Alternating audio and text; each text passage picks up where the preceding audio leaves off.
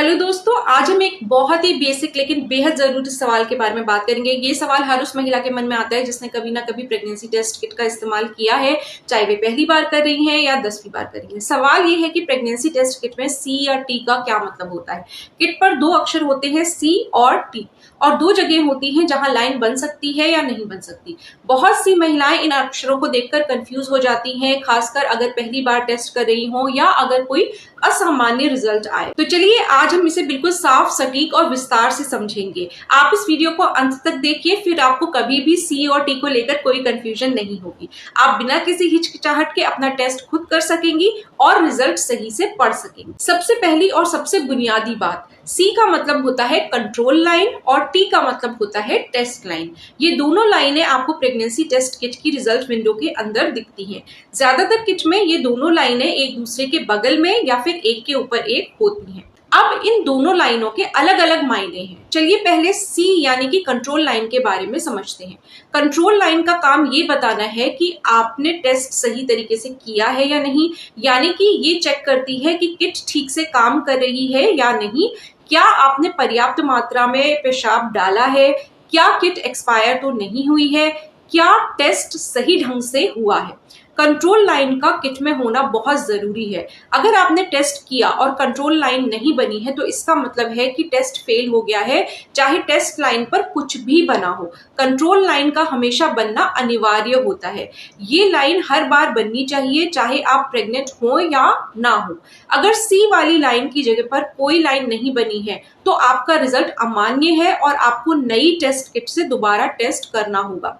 दूसरी तरफ टी यानी कि टेस्ट लाइन वे लाइन है जो आपको बताती है कि आप प्रेग्नेंट हैं या नहीं। ये लाइन तभी बनती है जब आपकी पेशाब में एचसीजी हार्मोन मौजूद होता है। एचसीजी वही हार्मोन है जो गर्भ धारण के बाद शरीर में बनना शुरू होता है। अगर टी वाली जगह पर लाइन बनती है, भले ही वह हल्की क्यों ना हो, तो इसका मतलब है कि आप प्रेग्नेंट है। और अगर टी वाली जगह पर कोई भी लाइन नहीं बनती है तो इसका मतलब है कि आप प्रेग्नेंट नहीं है। अब बात करते हैं उन 4 संभावित स्थितियों की जो सी और टी के कॉम्बिनेशन से बन सकती हैं। पहली स्थिति हो सकती है कि सी पर लाइन बनी लेकिन टी पर लाइन नहीं बनी है। ये सबसे आम और सबसे सीधी स्थिति है। इसका मतलब ये है कि किट सही काम कर रही है और आप प्रेग्नेंट नहीं है, यानी कि नेगेटिव रिजल्ट है। अगर आप प्रेगनेंसी की कोशिश कर रही हैं तो ये रिजल्ट थोड़ा निराश कर सकता है, लेकिन इसका मतलब ये नहीं है कि कुछ गलत है। हो सकता है कि आपने बहुत जल्दी टेस्ट कर लिया हो, या इस महीने ओव्यूलेशन लेट हुआ हो, या फिर प्राकृतिक रूप से प्रेगनेंसी में थोड़ा समय लग रहा हो। अगर आपको प्रेगनेंसी के लक्षण महसूस हो रहे हैं तो कुछ दिन बाद टेस्ट को रिपीट कीजिए। दूसरी स्थिति है सी पर लाइन बनी और टी पर भी लाइन बनी, चाहे वे हल्की हो या गहरी। ये पॉजिटिव रिजल्ट है, यानी कि आप प्रेग्नेंट है। यहाँ एक बात और ध्यान देने वाली है, लाइन के हल्के या गहरे होने का मतलब ये नहीं होता कि प्रेगनेंसी कम है या ज्यादा है। ये सिर्फ आपके पेशाब में हार्मोन की मात्रा पर निर्भर करता है कि वह कितनी है। बहुत शुरुआती प्रेगनेंसी में लाइन हल्की हो सकती है, 2-4 दिन के बाद जब हार्मोन बढ़ेगा तो लाइन गहरी हो जाएगी। इसलिए अगर टी पर हल्की भी लाइन है और वह गुलाबी रंग की है तो समझ लीजिए कि आप प्रेग्नेंट है। तीसरी स्थिति वह है जिसमें कि सी पर लाइन नहीं बनी है और टी पर लाइन बनी है। ये एक अमान्य रिजल्ट है। भले ही टी पर गहरी लाइन क्यों ना बनी हो, अगर सी पर लाइन नहीं है तो आप इस रिजल्ट पर भरोसा नहीं कर सकती हैं। ऐसा तब होता है जब किट खराब हो या एक्सपायर हो चुकी हो, या आपने बहुत कम या बहुत ज्यादा पेशाब डाल दिया हो, या किट को गलत तरीके से रखा हो। ऐसे में आपको एक नई किट लेकर दोबारा से टेस्ट करना चाहिए। चौथी स्थिति है सी पर लाइन नहीं बनी है और टी पर भी लाइन नहीं बनी है। ये भी एक अमान्य रिजल्ट है। इसका मतलब है कि टेस्ट फेल हो गया है। हो सकता है कि आपने पेशाब ही नहीं डाला हो, या बहुत कम डाला हो, या किट खराब हो। किसी भी स्थिति में आपको ये रिजल्ट नजरअंदाज करना है और नई किट से दोबारा टेस्ट करना है। अब एक बहुत जरूरी बात जो अक्सर लोग पूछते हैं, क्या सी और टी की लाइनें एक ही समय पर बनती हैं या पहले सी की लाइन बनती है। अलग अलग किट में ये अलग अलग हो सकता है। कुछ किट में कंट्रोल लाइन पहले बनती है, कुछ में टेस्ट लाइन पहले बनती है, तो कुछ में दोनों साथ साथ बनती हैं। आपको इसे लेकर चिंता करने की जरूरत नहीं है। बस इतना याद रखिए कि आपको निर्देशों में बताए गए समय तक इंतजार करना है और फिर रिजल्ट देखना है। अगर उस समय के बाद सी पर लाइन है और टी पर भी लाइन है तो पॉजिटिव रिजल्ट है, अगर सी पर लाइन है और टी पर नहीं है तो नेगेटिव रिजल्ट है। अगर सी पर लाइन नहीं है तो चाहे टी पर कुछ भी हो, टेस्ट को रिपीट करना होगा। एक और सवाल, क्या हो अगर टी पर लाइन बहुत हल्की है और सी पर लाइन गहरी है? इसका मतलब है टेस्ट पॉजिटिव है। हल्की लाइन को नजरअंदाज ना करें। कई महिलाएं ये सोचती हैं कि लाइन गहरी होगी तभी प्रेगनेंसी है, लेकिन ऐसा नहीं है। जब तक लाइन दिख रही है, चाहे वे कितनी भी हल्की क्यों ना हो, ये पॉजिटिव रिजल्ट है। बस ये सुनिश्चित कर लीजिए कि ये लाइन गुलाबी रंग की है, सफेद या भूरे रंग की नहीं है। सफेद लाइन इवेपोरेशन लाइन होती है और इसे पॉजिटिव नहीं माना जाता है। कुछ किट में टी के आगे एक प्लस या माइनस का निशान भी हो सकता है, लेकिन ज्यादातर स्टैंडर्ड किट में सी और टी ही होते हैं।